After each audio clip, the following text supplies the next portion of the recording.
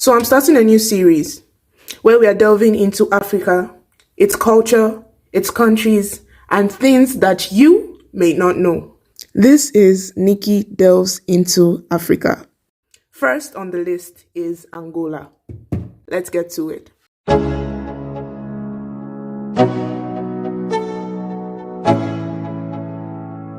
Let's go. This is Muamba De Galinha. It is the national dish of Angola, and we're going to be making it today. I could eat this all day. Muamba De Galinha is a very aromatic Angolan chicken stew flavored with garlic, chili, bouillon cubes, chicken stock. Many recipes call for peanut butter, but I chose to use the one without peanut butter. All in all, is very delicious, very easy to make, and just completely flavorful. Now, some interesting facts about Angola. First of all, the flag. The flag was designed by Henrique Onambwe, and the red part of the flag symbolizes bloodshed, that is like during the Angolan colonial period. The black half symbolizes Africa. The central emblem, which is like a gear, symbolizes industrial workers and production. The machete represents peasantry and agriculture. The star symbolizes international solidarity and progress, and the yellow color of the entire emblem symbolizes the country's wealth. Angola is located in the southern part of Africa, and it shares borders with Zambia, the Democratic Republic of Congo, Namibia, and the Southern Atlantic Ocean. Its capital is Luanda, but there are 30 cities in Angola in total. They were colonized by the Portuguese Empire, so their official language is actually Portuguese. I thought that was really interesting because I would have never thought that an African country speaks Portuguese. Now though, they've gained their independence, and that was in November 11, 1975. Apart from Portuguese though, they have up to 46 other languages that are spoken tribally. Some include Umbundu, Kimbundu, Chokwe, and Kikongo.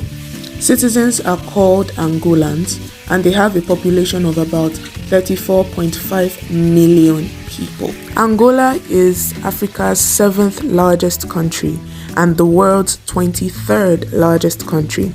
They spend a currency called kwanza, and 504 kwanzas equate $1. An interesting fact is that they have one of the youngest populations in the world, as almost 70% of them are below 24 years.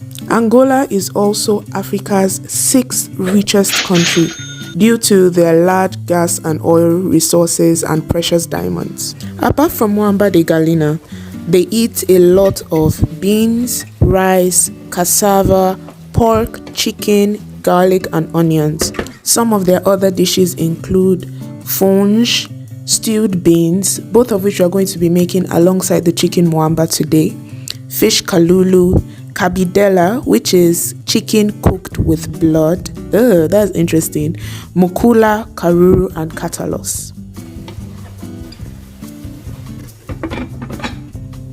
There are some interesting places to know if you ever want to visit. First are the Kalandula waterfalls, Africa's 2nd largest waterfalls. Next is the Miradouro da Lua, that is the viewpoint of the moon. It's basically a rocky formation with yellowish cliffs and erosions that resemble the landscape of the moon. I was blown away. Next is the Tundavala. It's a formation of 2 steep cliffs separated by a small gap and have a green valley below.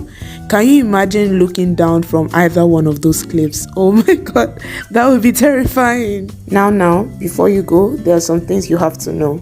1. It is illegal to use cameras, binoculars, GPS, or maps near government buildings, and until 2012, it was actually illegal to carry the kwanza out of the country. Well, I hope I've satisfied your discovery cravings. Now let's get back to cooking this fungee. Y'all are going to see what happened. So I made 2 mistakes. First mistake was that I had no idea how to turn this thing. I thought it was going to be similar to Nigerian amala, but horrible.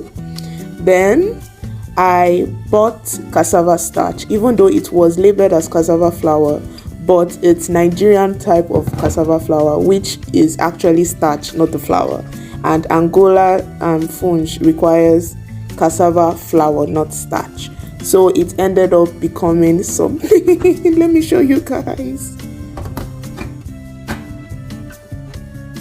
You guys, like, this thing literally changed color. I don't know if maybe this is not the cassava flour that I'm meant to buy, but what is it, guys? Is this how it's meant to be?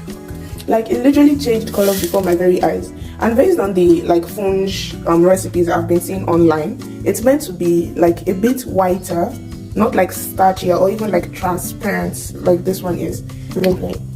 Like, it literally changed color right before my eyes. Oh guys. Alright.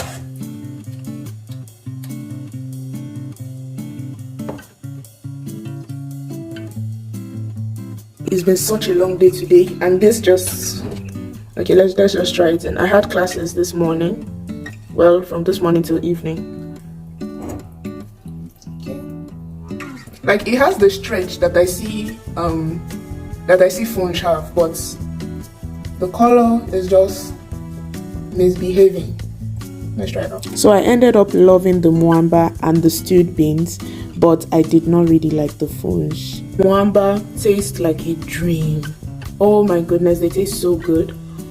I'll probably try and get like actual Angolan cassava flour and make this again. If I were to rate the entire dish, honestly, I'd give it an 8 out of 10. It was really good. It was really good. Well guys, I hope you enjoyed this video because this took me a while to edit.